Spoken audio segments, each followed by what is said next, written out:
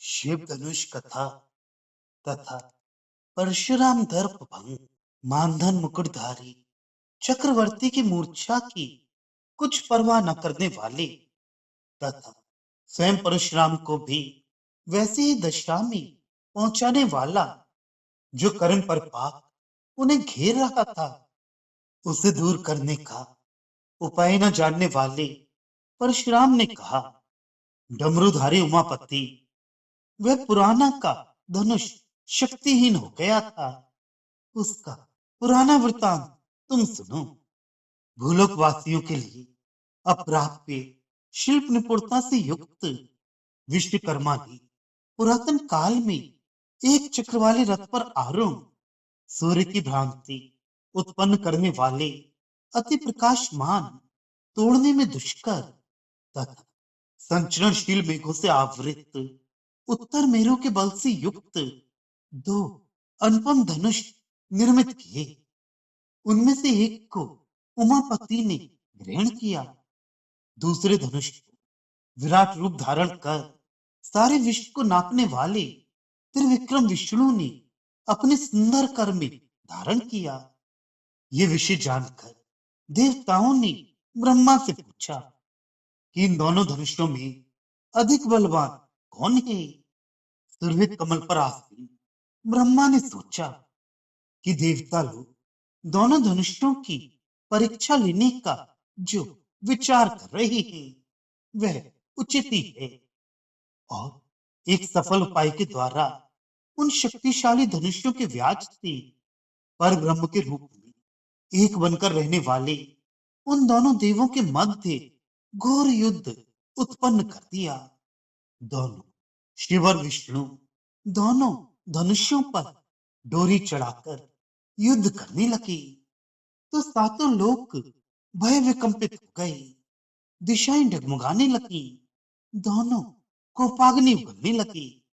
तब त्रिपुर का दाह करने वाले शिव का धनुष कुछ टूट गया। इस पर शिव अधिक क्रोध से भर गए।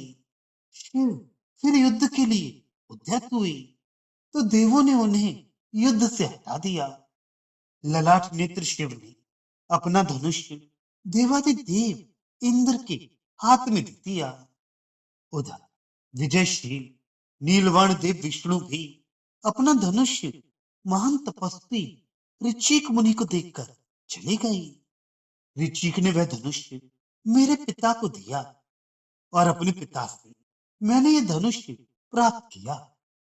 हे वत्स, यदि तुम मेरे इस धनुष को चढ़ा दोगे तो तुम्हारी समता करने वाला नृप अन्य कोई नहीं होगा। मैं तुम्हारे साथ युद्ध करने का जो विचार कर रहा हूं वह भी छोड़ दूंगा। और सुनो, सड़े हुए धनुष को तोड़ने वाला जो बल है उस पर फूल उठना अच्छा नहीं है। हे मनुवंशज, और भी सुनो, मेरा तुम क्षत्रियों के साथ पुराना वैर है। प्राचीन काल में एक दानव समान राजा ने मेरे निर्दोष पिता को क्रोधहीन तपस्वी जानकर भी मारा था, तो मैंने क्रुद्ध होकर 21 बार धरती के किरीटधारी राजाओं को उग्र परशु की धार से समूल उखाड़ फेंका। उनके शरीर से प्रवाहित रक्त धारा में यथाविधि अपने पिता के प्रति करुणीय तर्पण कृत्य पूरा किया।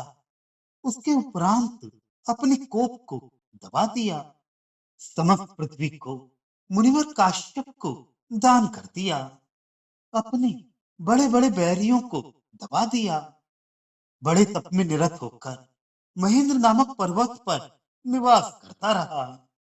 तुम्हारे शिव धनुष को तोड़ने की ध्वनि वहां पर सुनाई थी, तो कोप उत्पन्न हुआ और यहाँ आया हूं।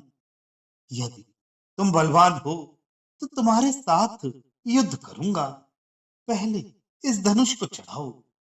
परशुराम की इस प्रकार कहते ही राम ने मुस्कुराकर प्रकाशमान बदन से कहा, नारायण ने अपने बल से जिस धनुष का अभ्यास किया था वह मुझे दीजिए। परशुराम ने वह धनुष दिया। वीर राम ने उसे लिया और अपने भुजबल से उसे झुकाया, जिसे देख भारी घनी जटा वाले परशुराम भी भयभीत हो गए। फिर राम ने कहा, यद्यपि तुमने भूलोक के राजकुल का विनाश किया है, तो भी वेदज्ञ ऋषि वर्ग के पुत्र हो और तपस्वी का वेश धारण किया है, अतः तुम मेरे लिए अवध्य हो। किंतु मेरा बाण भी व्यर्थ न होने वाला है, अतः इसका लक्ष्य क्या हो, शीघ्र बताओ। राम के वचन सुनकर परशुराम ने कहा, हे नीतिज्ञ, कोप ना करो। तुम सारे विश्व के आदि कारण हो। मैंने तुम्हें पहचान लिया।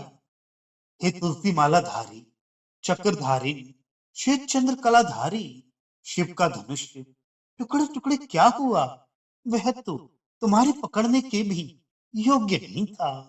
स्वर्ण में वीर कंगन तथा रमणीयता से युक्त चरण वाले तुम चक्रधारी विष्णु ही हो, ये सत्य है। अतः अब तुम्हारे रहते हुए संसार पर क्या विपदा आ सकती है। मैंने जो धनुष तुमको दिया, वह भी तुम्हारे बल के लिए पर्याप्त नहीं है। तुम्हारे द्वारा चढ़ाए हुए बाण व्यर्थ ना हो, इसलिए वह मेरे किए गए सब तप को मिटा दे। परशुराम के ये कहते ही श्री राम का हाथ किंचित ढीला पड़ गया। वह बाण भी जाकर उनकी सारी तपस्या को संजो कर लौट आया। स्वच्छ नील रत्न वर्ण वाले मनोहर तुलसी माला धारण करने वाले सबके प्राणभूत पुण्य स्वरूप तुम्हारे संकल्पित सब कार्य अनायास ही पूर्ण हो जाएंगे। अब मुझे आज्ञा दो। ये कहकर परशुराम प्रणाम करके चले गए। पुनः प्राप्त प्रज्ञा वाले, विविधा से विमुक्त हो उल्लासित होने वाले, मत गज की सेना वाले दशरथ, जो दुर्लंघे विपद सागर को पार कर चुके थे, अब आनंद नामक वेलाहीन समुद्र में डूब गए। लेश मात्र प्रेम से भी रहित उन परशुराम के हाथ के धनुष को लेकर उसके बदले उन्हें अनुपम अपयश देने वाले उन महान भाव राम को दशरथ ने अंक में भर लिया। सिर सूंघा तथा अपने सुंदर नेत्रों की आनंद अश्रु रूपी कलश धार से अभिषेक किया। दशरथ ने सोचा, इस छोटी अवस्था में ही इसने जो अपूर्व कार्य किया है और पराक्रम दिखाया है, तीनों लोकों के निवासियों के लिए भी असाध्य है। निश्चय ही कुमार कर्म करने वालों को ऐहिक और पारलौकिक फल प्रदान करने वाला परम तत्व है। तब राम ने पुष्प वर्षा करते हुए आगत देवताओं में सुंदर शूलधारी वरुण को देखकर ये कहकर कि इस महिमामय कठोर धनुष को सुरक्षित रखो, उस विष्णु के धनुष को उसे सौंप दिया और आनंद घोष करने वाली अपनी सेना को साथ लेकर प्रसिद्ध तथा जल समृद्ध अयोध्या नगरी को जा पहुंचे। सब लोग अयोध्या पहुंचकर आनंद से रहने लगे। तब एक दिन पराक्रमशाली तथा मार्जना से युक्त भेरी वाद्यों से प्रतिध्वनित सेना वाले चक्रवर्ती ने भरत से अति सुंदर तथा मंगलप्रद वचन कहे। तुम्हारे माता महा प्रसिद्ध शासक क्या क्या दीप तुम्हें देखना चाहती हैं।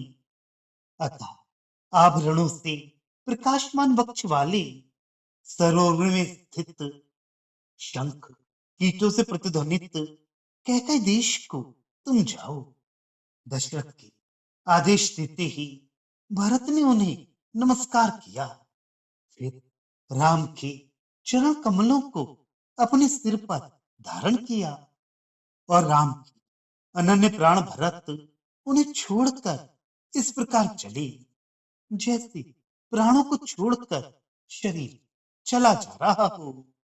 अयार युक्त अश्वियों तथा रथों से विशिष्ट एवं शंखों से प्रतिध्वनित सेना युक्त युधायुत नामक राजा उनके साथ चले।